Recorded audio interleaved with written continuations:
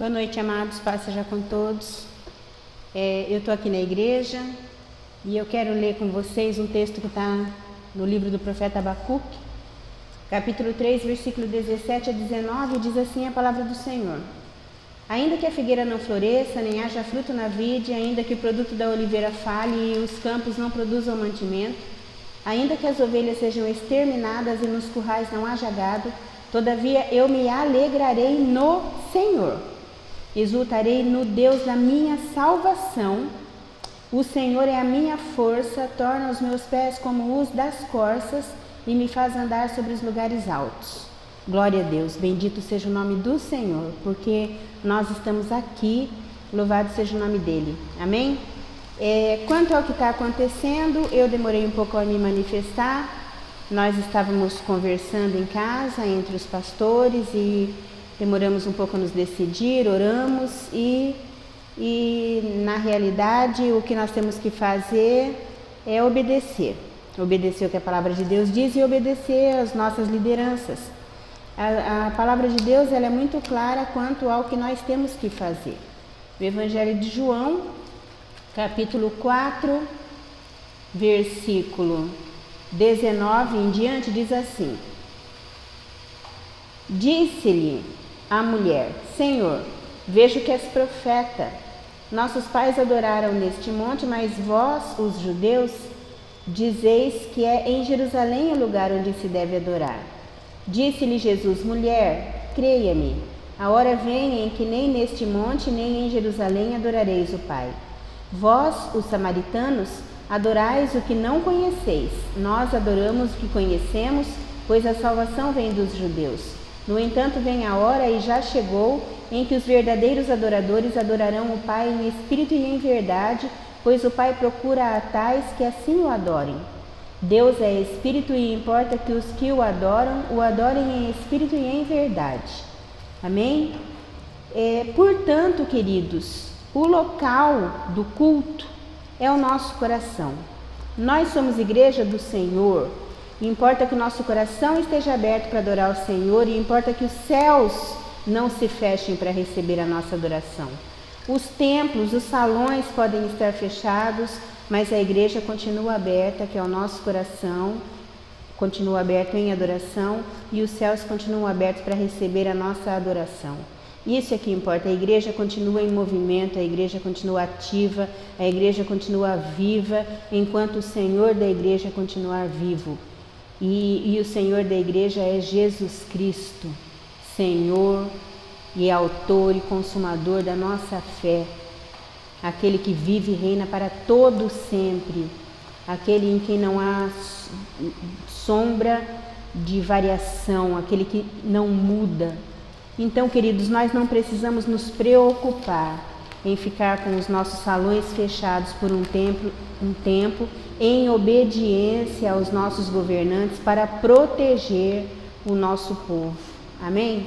A igreja não estará fechada e nós estaremos em obediência aos nossos governantes e estaremos em obediência à palavra de Deus, que também preserva o povo de Deus.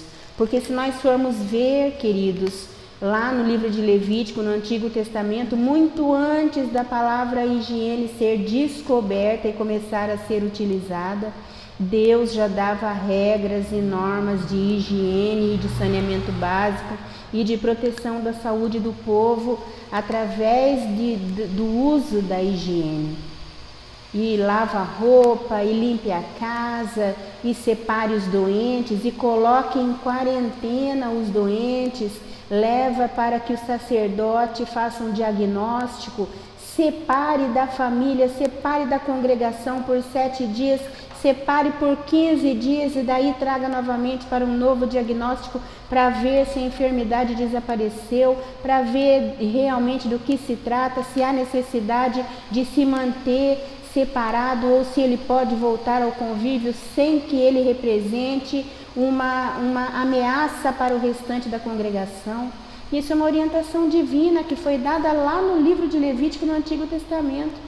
No Novo Testamento, se a gente for ler, as pessoas que tinham doenças contagiosas, elas viviam em lugares separados, Para quê? Para que elas não pudessem transmitir isso para as pessoas saudáveis, para não gerar uma epidemia desenfreada.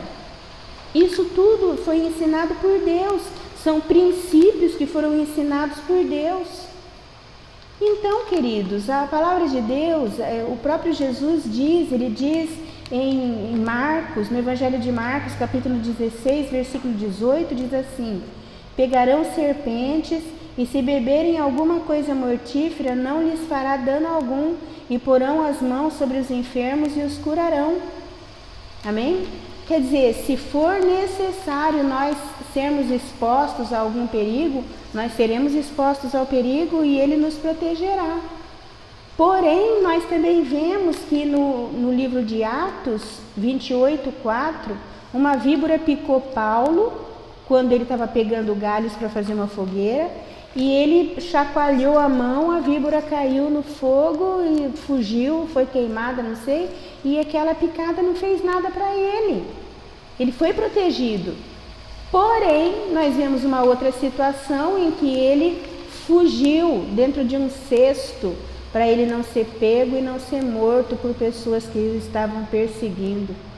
Então, existem momentos em que nós temos que insistir, existem momentos em que nós temos que persistir, existem momentos em que nós temos que bater o pé, mas existem momentos em que nós devemos nos conscientizar de que é hora da gente obedecer, da gente ter bom senso e da gente preservar não somente a nossa vida, mas a vida daqueles que estão debaixo da nossa autoridade e da nossa responsabilidade. Nós não temos o direito de colocar em risco pessoas que confiam em nós. Amém?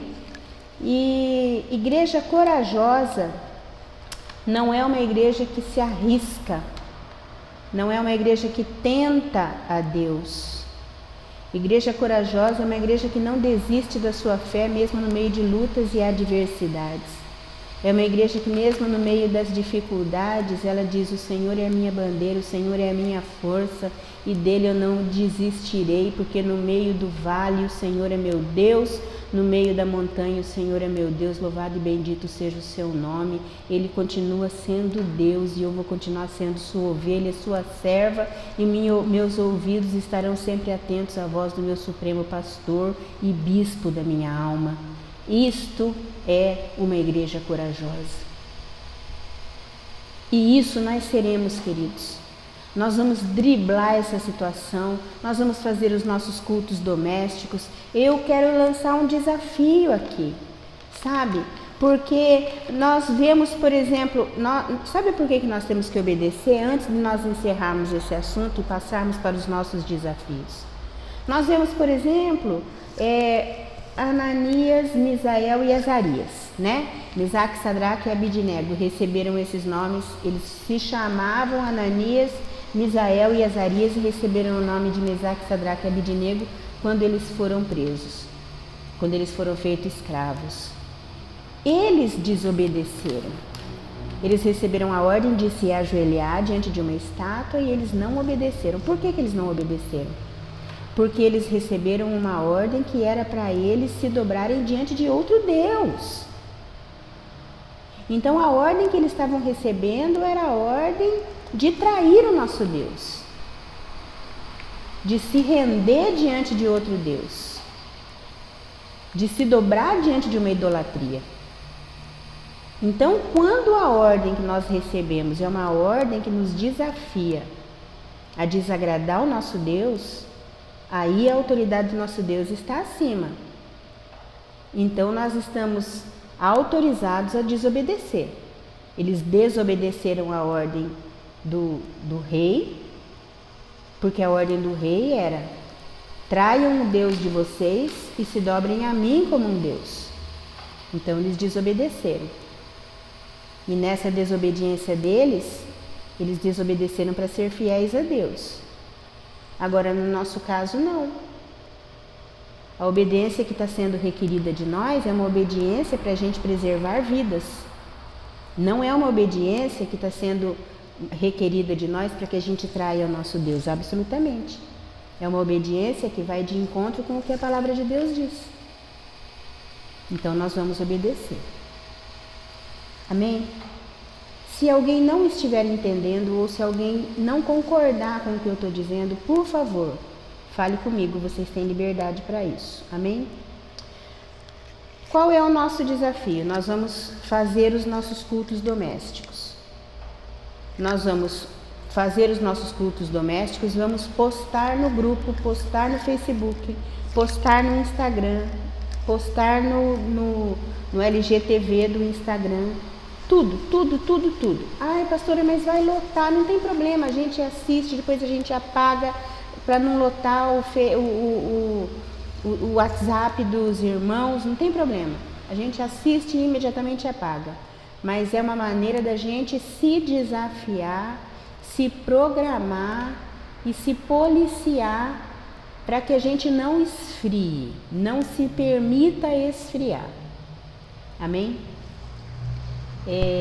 Vamos criar alternativas, vamos gravar os nossos devocionais, vamos aproveitar o tempo para semear a palavra de Deus, vamos aproveitar o tempo para orar pelas pessoas, vamos aproveitar o tempo para mandar mensagens boas, mensagens de salvação, para espalhar o amor de Deus. Vamos aproveitar esse tempo para não ficar centrado só em nós mesmos, já que o que nós não podemos fazer é nos entregarmos ao problema e fazer disso um motivo para a gente desanimar. Nós podemos estar separados no corpo, mas nós continuamos sendo um em Cristo. O Espírito Santo continua sendo aquele que nos une, que nos sela, que nos ata nos ângulos do altar. Vocês podem continuar contando comigo, com o pastor Mauro, com a pastora Ilma. Nós estamos em casa. Nós não podemos receber vocês e vocês não podem nos receber. Nós vamos obedecer. Nós vamos obedecer para que tudo isso passe bem depressa. Mas paralelo a essa atitude natural que nós estamos tomando, nós vamos orar muito. Nós vamos ler muito a palavra de Deus. Nós vamos cultuar muito, nós vamos adorar muito, nós vamos bendizer muito o nome do Senhor, nós vamos louvar muito ao Senhor.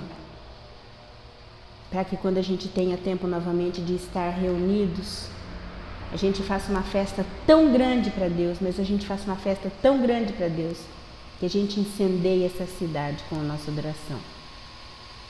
Em nome do Senhor Jesus Cristo. Eu amo vocês, eu estou morrendo de saudade de dar um monte de abraço e um monte de beijo. Até breve, queridos, em nome do Senhor Jesus Cristo.